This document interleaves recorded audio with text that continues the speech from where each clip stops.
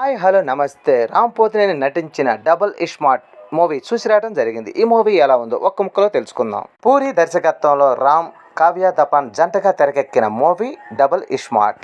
ఇస్మార్ట్ శంకర్ చిన్నప్పటి గతం వల్ల వాళ్ళ అమ్మ చంపిన జ్ఞాపకాలతో మొదలవుతుంది. ప్రస్తుతం వాళ్ళ అమ్మను చంపిన వ్యక్తిని వెతుకుతూ ఇస్మార్ట్ శంకర్ అతని బిజినెస్ ని డబ్బులు టార్గెట్ చేస్తూ ఉంటాడు. వాళ్ళ అమ్మను చంపింది బిగ్ 2 అనగా సంజయ్ దత్ అని అతని కోసం వెతుకుతూ ఉంటాడు. ఈ మధ్యలో జనత్ అనగా కావ్య దపాన్ పరిచయం అయి ఆమెలో ప్రేమలో పడతాడు. ఇండియా మోస్ట్ వాంటెడ్ క్రిమినల్ అలాగే drugs mafia don illegal business చేస్తున్న బిగ్ 2కి ట్యూమర్ వస్తుందని తెలియటంతో మెమొరీ ట్రాన్స్ఫర్ ద్వారా తను చనిపోయిన తన ఆలోచనలన్నీ తన జ్ఞాపకాల నుంచి ఎప్పటికీ బతికే ఉండాలని అనుకుంటాడు. ఆ మనుషుల కోసం వెతుకుతుంటే ఇస్మార్ట్ శంకర్ గురించి తెలుస్తుంది. ఆల్రెడీ అతనికి గతంలో మెమొరీ ట్రాన్స్ఫర్ చేశారని తెలుసుకొని మళ్ళీ అతన్ని పట్టుకొని అతని బ్రెయిన్ లోకి బిగ్ 2 మెమొరీని ట్రాన్స్ఫర్ చేస్తారు. ఒక పక్క ఇండియా రా ఆఫీసర్ బిగ్ 2 కోసం వెతుకుతూ ఉంటాడు. బిగ్ 2 ట్రాన్స్ఫర్ కోసం ఇండియాకు వచ్చి అతని మెమొరీ ఇస్మార్ట్ శంకర్ కి ట్రాన్స్ఫర్ చేస్తాడు. ఇక ఇస్మార్ట్ శంకర్ తన జ్ఞాపకాలని మర్చిపోయాడా?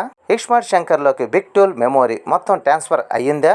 రా ఆఫీసర్ బిగ్ 2 ని పట్టుకున్నాడా? ఇస్మార్ట్ శంకర్ వాళ్ళ అమ్మని చంపిన బిగ్ 2 ని చంపాడా?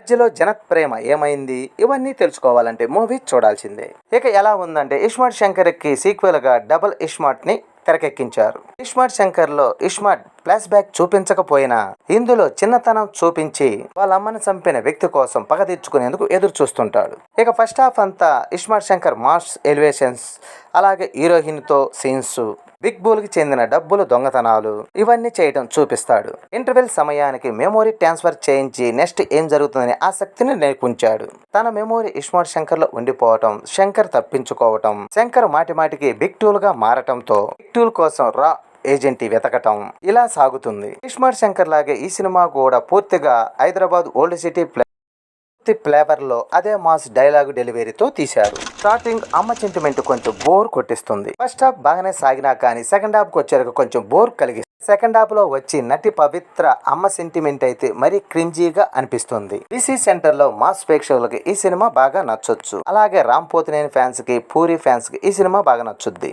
ఎందుకంటే మాస్ డైలాగ్స్ అలా ఉంటాయి.